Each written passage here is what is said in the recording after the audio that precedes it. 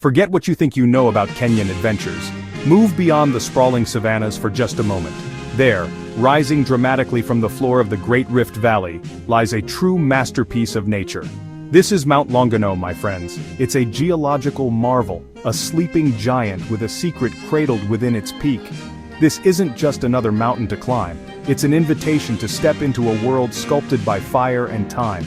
It's a place that commands respect and rewards the bold with sights that will leave you breathless. One of Kenya's hidden gems, a dormant stratovolcano with a massive crater. Mount Longonot stands proudly within the Great Rift Valley, about 90 kilometers northwest of Nairobi. This proximity makes it the perfect escape from city life. The mountain is a classic stratovolcano, a cone-shaped behemoth. It rises to an impressive altitude of 2,776 meters, or 9,108 feet above sea level. Its most defining feature is the enormous caldera at the summit, a massive crater over 3.5 kilometers in diameter, formed by the collapse of the volcano's top after a massive eruption centuries ago. The rim forms a rugged circular path that offers a hiking experience unlike any other.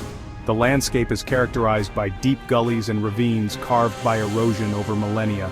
The mountain is also a neighbor to Lake Naivasha, providing stunning contrast between volcanic terrain and tranquil waters.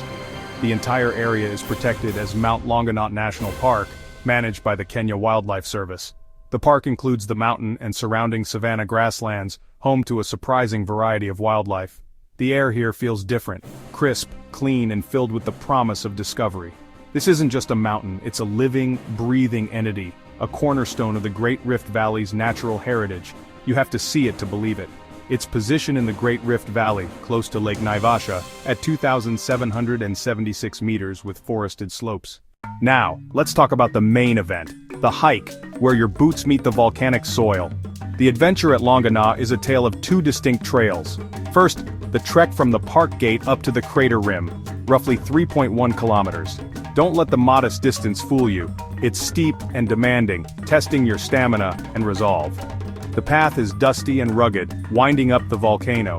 Depending on your fitness, this climb takes 1 to 2 hours. Once you conquer the climb and reach the crater rim, the view rewards you. Pure awe. But here you face a choice: head back down or take on the rim circuit. The rim loop is 7.2 kilometers, not for the faint of heart. A narrow, undulating path that rises and falls with some sections requiring scrambling. Expect an extra 3 to 4 hours to complete the circuit. A constantly changing 360-degree panorama. One side, the mysterious untouched crater forest. Other side, sweeping views of the Great Rift Valley, Lake Naivasha glinting below, distant rolling hills. Sensory overload in the best way. You feel on top of the world. Highest point, Kilel Ngamia, Camel's Peak. The triumphant summit. Reaching it after the loop is immense personal achievement. You faced the mountain and emerged victorious. The whole expedition, the ascent, the rim circuit, the descent, it can take a full day, 5 to 7 hours of solid hiking.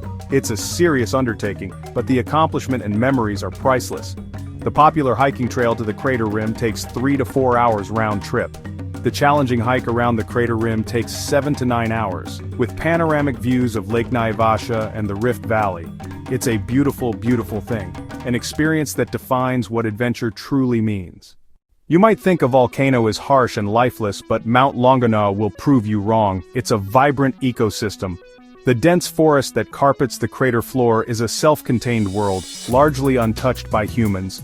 Hikers don't descend into the crater, but from the rim you can marvel at this protected habitat, a true lost world. The slopes and surrounding plains host classic African plains game. As you make your way up the main trail, keep your eyes peeled. Herds of plains zebra grazing peacefully. The elegant silhouette of a giraffe nibbling on acacia trees. Thompson's gazelles, Grant's gazelles, elands, African buffalo, rarer sightings, exercise caution. It's a safari on foot with serious altitude gain. Birdwatchers will be in for a treat. Acacia woodland at the base, rocky cliffs of the crater rim, raptors like lammergeiers, bearded vultures, Varro's eagles soaring on thermal updrafts, smaller colorful birds flitting through bushes along the trail. Birds of prey use the high cliffs for nesting and hunting vantage points. It's a symphony of nature. Panoramic Rift Valley views are a major part of the wildlife experience, giving scale to the vast ecosystem. From the crater rim you can trace animals on the plains below, watch weather roll in across the valley. Appreciate the geological forces that shape this land. Seeing a giraffe from your vehicle is one thing. Seeing it from 1,000 feet above as part of a sweeping landscape is humbling.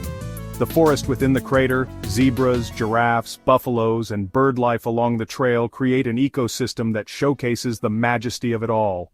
To truly understand a place, you must listen to its stories. Mount Longonot has a name tied to the Maasai. The name Longonot is an anglicized version of the Maasai word Olunongot, meaning mountain of many spurs. It beautifully captures the mountain's physical form, with its numerous gullies and sharp ridges. This name came from daily observation by people who lived in its shadow for centuries. For the Maasai, mountains like Longonot are sacred, seen as the abode of God, Enkai, and places of deep spiritual significance. These high places feel closer to the heavens where prayers are more easily heard. The mountain has been a silent witness to countless ceremonies, served as a landmark, and brought life-giving rains. Its presence is constant, a link between past, present, and future.